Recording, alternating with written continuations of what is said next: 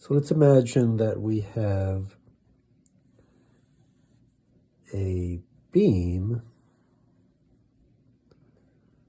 that is in static equilibrium, and it's a uniform beam of mass, let's say m, and the length is L, and at the center there is a support.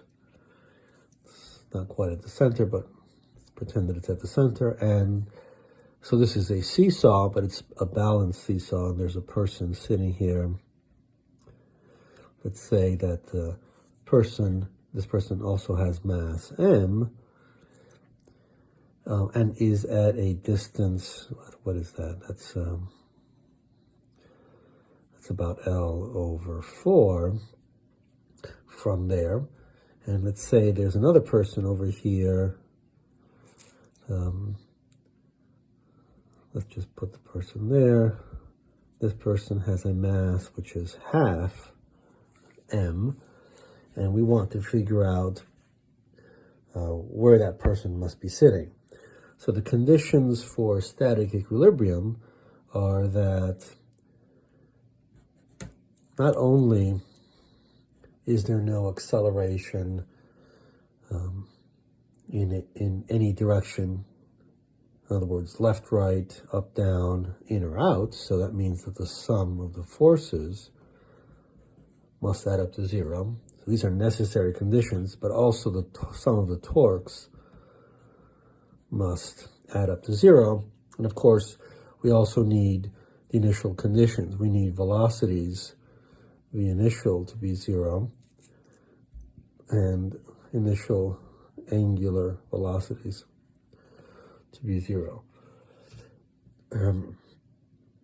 So let's see what position the person of half the mass m must be, where that person must be for these conditions to hold. So we can evaluate the torque about any point. And so the first thing maybe to notice is that this equation says that there is a normal force here, which is upwards, and then we have a minus mg downwards from this person. Then we also have a minus m over 2g from this person, and then we also have the weight of the beam, so that's a minus mg. That must equal to 0, so we get a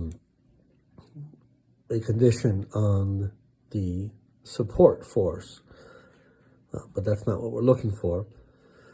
We want to know where this person must be, let's say, in relation to that point there.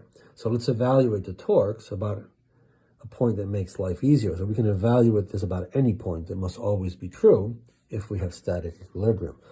So about this point, we have a torque produced by this person, which is, right, the force is downward, and so we have torque is Fr sine phi. So if I did a free body diagram, I would have a force mg there, and about the center of the rod, I would have an R, right? I would have that, which is L over 4, and then I would have phi, which is 90 degrees. So I have a torque, which is mg L over 4, and it's a counterclockwise torque. So let me put that in as a negative. Then I come to the other forces. So there is a force due to gravity acting on the beam, and that is mg, but about this point, it's mg times 0, because I'm evaluating the torque about that point. So that force produces 0 torque about that point. Then there's the support force, which I know its value from this, or I can figure it out from that. But that also produces 0 torque about that point because it's at r equals 0. And then we finally go to where this other person is, and we don't know what the value is, but we'll put in, it'll come in as an x, and then we'll have some m over 2, g as the force.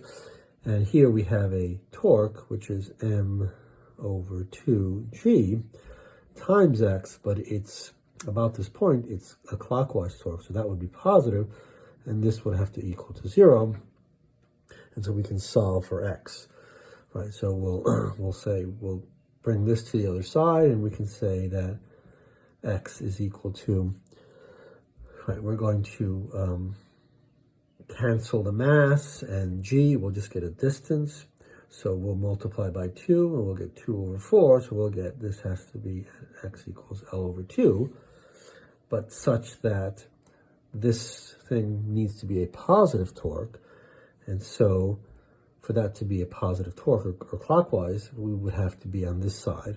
And so this means that the person actually is sitting all the way at the far end of the rod. That's the value of x that we get.